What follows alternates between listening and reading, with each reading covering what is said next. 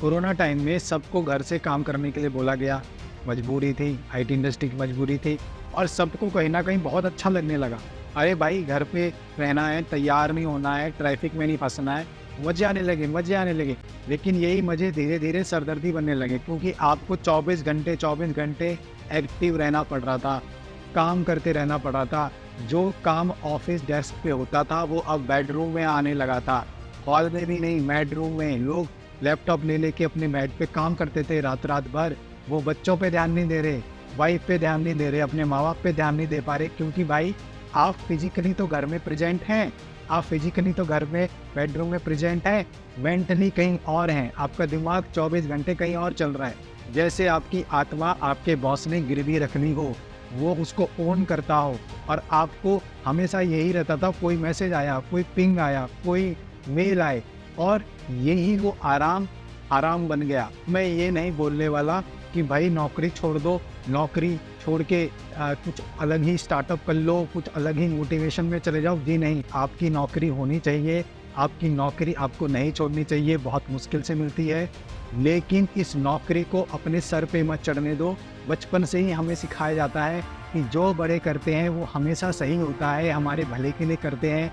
Uncle जी को नमस्ते करो, बुआ जी के पैर छुओ, चाचा जी के पैर छुओ, यही सब हमें बचपन से सिखाया जाता है। तो जो यंगस्टर है, जो ग्रेजुएशन करी है, जिसने कॉलेज पास आउट किया है, उसको नौकरी मिलती है, भाई वो अपने बॉस को पता नहीं भगवान ही समझने लगता है कि भाई जो ये बताएगा, जो ये मुझे बोलेगा करने को, यही सत्य वचन है, यही सत्य वचन है, यही सब मुझे मानना है।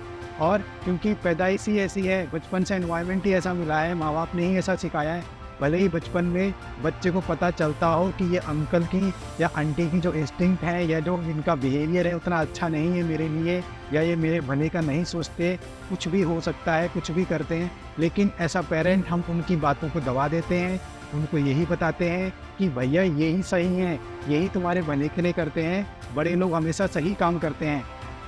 तो जो बॉस है वो आपके सर पे इसलिए चढ़ने लग जाता है क्योंकि हमें बचपन से ही दबाना सिखाया जाता है, दबना सिखाया जाता है, अपने हक के लिए नहीं बोला जाता।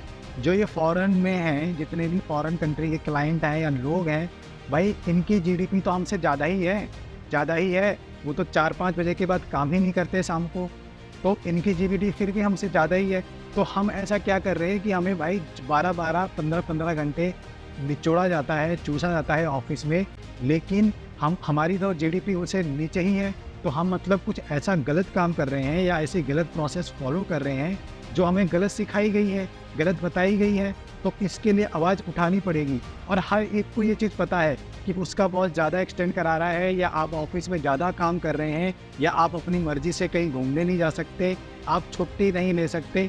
आपकी हक की छुट्टियाँ आपको मिली हैं और उसके लिए भी आपको परमिशन लेनी पड़ रही है, जी हुजूरी करनी पड़ रही है कि भाई मैं अपनी वाइफ को घुमाने ले जाना चाहता हूँ, या हॉस्पिटल ले जाना चाहता हूँ, या माँ बाप को हॉस्पिटल ले जाना चाहता हूँ। उसके लिए आपको बॉस से ऐसे हाथ जोड़ना पड़ रहा है और वो बॉस भी यही सब चीज़ देख के भाई अपने आप को भगवान खुदा समझने लग जाता है और इसलिए वो आपकी आत्मा को गिरवी रख लेता है। ऐसा उसे लगता है कि भाई तुम उसके लिए ही पैदा हुए हो इस दुनिया में, वो जो कहेगा वही तुम्हें करना पड़ेगा और तुम उसके एकदम जी हुजूरी करते ही रह जाओगे। इसलिए आपको ये माइंडसेट हटाना है।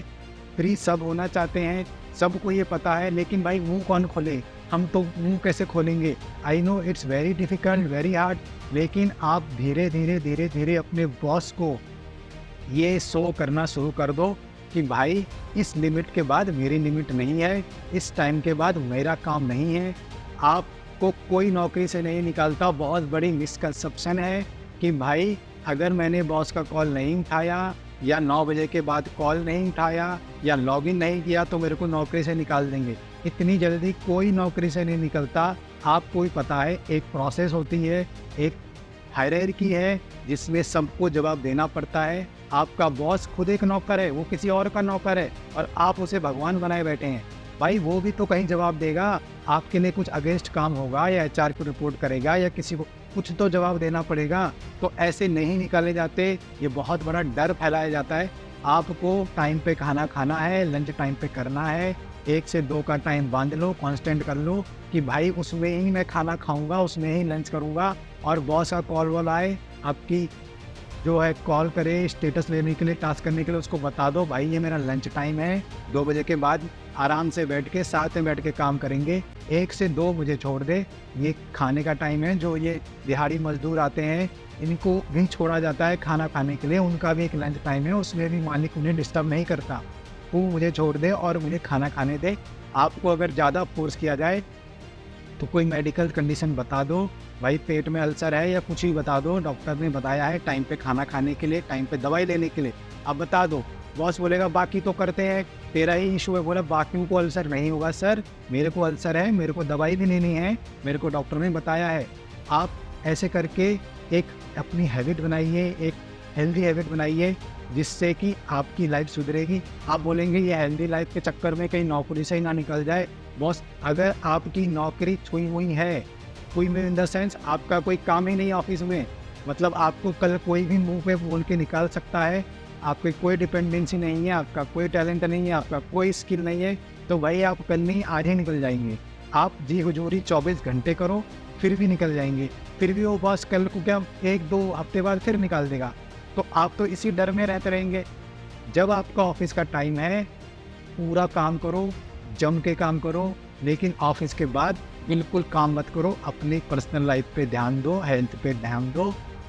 एक मैं स्टडी बताता हूँ कि अगर आप गंदा खाना खाएंगे, आप अनहेल्दी खाना खाएंगे या आपको खाना टाइम पे मिल ही नहीं रहा, आपके जो जीन्स होंगे, जो आपके बेटे होंगे वो आपसे कमज़ोर पैदा होंगे, उनको भी अगर यही डाइट फॉलो कराई जाए तो वो उनसे ज़्यादा कमज़ोर होंगे।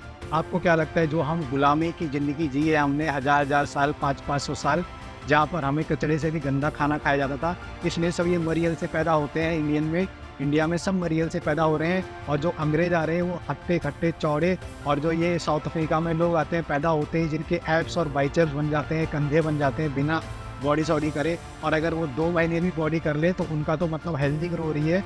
या इंडियन लगा के जिम लगा के पुशअप उनकी बनी नहीं रही है। इसका रीज़न क्या है भैया? 1000 साल से कचरा खाते आए हैं हमारे दादा परदादा, एक रोटी को तरस जाते थे, तो उनकी आगे वाली जनरेशन कैसे पैदा होगी, कैसा होगा खून बनेगा, कैसी हड्डी बनेगी, कैसी जीन्स बनेगी? तो ये आपको ध्यान रखना है। आपकी हेल्थ बहुत ज़्यादा इंपॉर्टेंट है, आपके जीन्स बहुत ज़्यादा इंपॉर्टेंट है, जो आपके आने वाली जनरेशन को हेल्दी बनाएंगे, उनको स्ट्रॉन्ग बनाएंगे, उनका माइंडसेट बहुत ज़्यादा हेल्दी रहेगा और वो बहुत ज़्यादा तरक्की करेंगे। तो ये सिर्फ आपका हेल्थ प्रोसेस नहीं है, ये आपकी हेल्थ लाइफस्टाइल नहीं है, ये आपकी आने वाली जनरेशन के लिए भी आप ये काम कर रहे हैं।